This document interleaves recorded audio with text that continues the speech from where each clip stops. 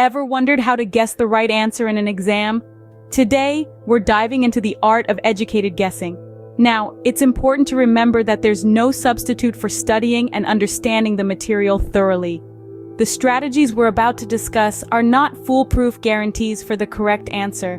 Instead, they are techniques that can be used strategically when you find yourself stumped by a question. First and foremost, it's always better to study wisely and answer based on your knowledge. These strategies come into play when you're in a tight spot and you have to make an educated guess. If you're a genius, you might not need these. But for the rest of us, these can come in handy during those nail-biting exam moments. One key principle to remember is that your first guess is often the correct one. It's common for students to second-guess themselves and change their answers, only to find out later that their first instinct was right. So, unless you have a strong and compelling reason to change your answer, stick with your first guess. Next up, we have the odd man out strategy. This involves identifying the option that stands out from the rest. For instance, if 3 out of 4 options are unfamiliar to you, the familiar one is likely to be the correct answer. Conversely, if 3 options are familiar and 1 is new, the new one might just be the right answer. These are just a couple of the many strategies that can be used when guessing on an exam. We'll delve deeper into these, along with other techniques like identifying distractors, using the process of elimination, and even using certain principles in physics and chemistry to your advantage.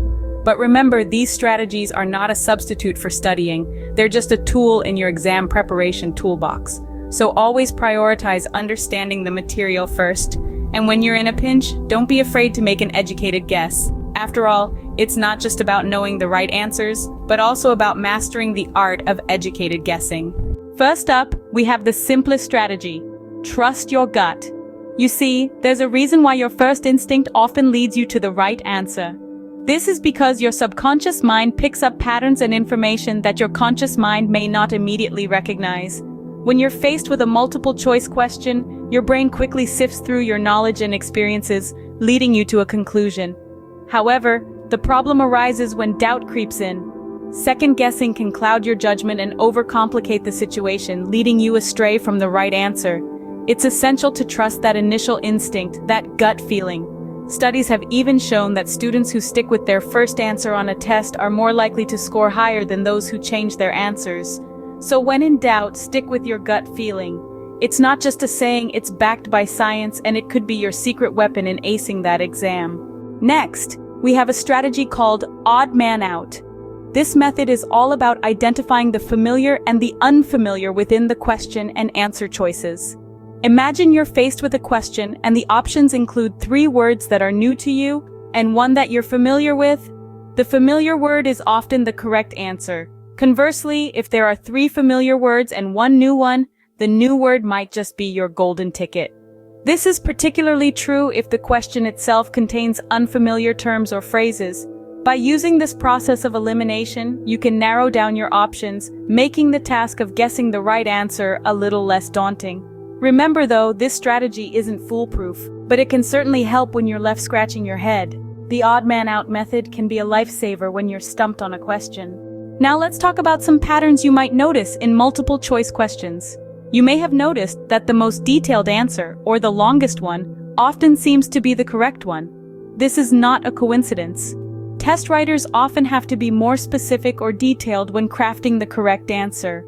The other options might be shorter, less detailed because they're designed to distract you from the right answer. So if you're unsure, the longest answer might be your best bet.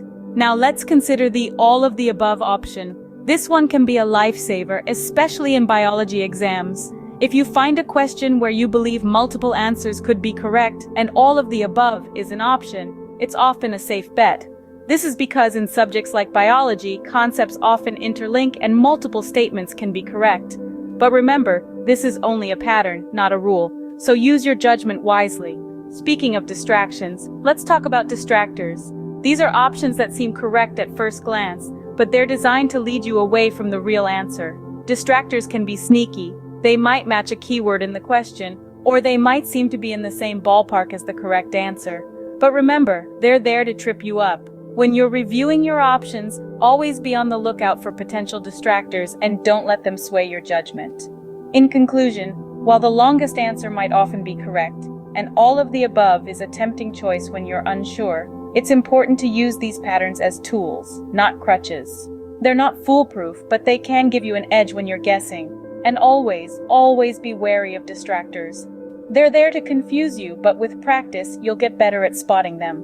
Remember, these patterns aren't foolproof, but they can give you an edge when you're guessing. Now let's move on to some subject-specific strategies, starting with physics and chemistry. These two subjects are vast and can sometimes feel overwhelming. But don't worry, there are some simple hacks you can apply when you're in a pinch. In physics, understanding dimensions can be a lifesaver. You can add or subtract terms with the same dimensions and multiply or divide terms with different dimensions. This can help you narrow down your choices when you're unsure. Another crucial concept in physics is the principle of conserving energy. When in doubt, try to conserve energy.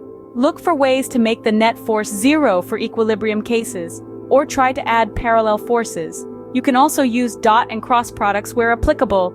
These concepts are like your secret weapons when you're tackling physics problems. Now, let's turn our attention to chemistry. Some concepts in chemistry can be matched with physics, allowing you to use cross-conceptual understanding. This means you can apply physics concepts to solve chemistry problems and vice versa. For instance, the concept of dimensions in physics can be applied in chemistry as well. So if you see a question that seems unfamiliar, try to think if there's a corresponding concept in the other subject. Another tip for chemistry is to pay attention to the chapters. Sometimes, just recognizing which chapter the question belongs to can give you a clue about the correct answer. If you see a term or concept that you've recently studied, or conversely, one that you've neglected, it might be a hint. Remember, these strategies are not foolproof, but they can increase your chances of making a correct guess when you're unsure. The key here is to stay calm, think logically, and apply these principles as best as you can. These strategies can help you make more educated guesses in these subjects. Now that we've covered some guessing strategies, here are a few final thoughts. In the world of exams, leaving a question unanswered is a missed opportunity.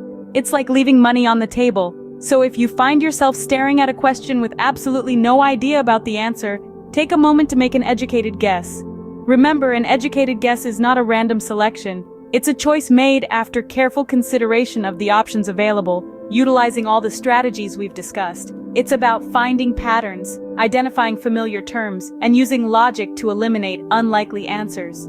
However, making educated guesses should not become your primary exam strategy. It's more of a safety net, a fallback plan when all else fails. Your primary strategy should always be to understand the material thoroughly and prepare well for the exam. Now let's talk about the mental aspect of exams. It's natural to feel stressed or anxious during an exam, but don't let these feelings overwhelm you. Instead, use them as a signal to pause and take a few deep breaths. Close your eyes, inhale deeply, and exhale slowly. This simple act can do wonders to clear your mind and refocus your thoughts. Maintaining a positive mindset is also crucial. Believe in your abilities and approach the exam with the confidence of a performer about to take the stage. The exam is your opportunity to showcase your knowledge and skills, so embrace it. And finally, remember to take care of yourself. Get enough sleep, eat healthy, and take regular breaks during your study sessions. Your physical health and well-being can significantly impact your mental performance, so don't neglect them. Remember, these strategies should be used as a last resort. The best way to succeed in an exam is through thorough preparation and understanding of the material. Good luck with your exams.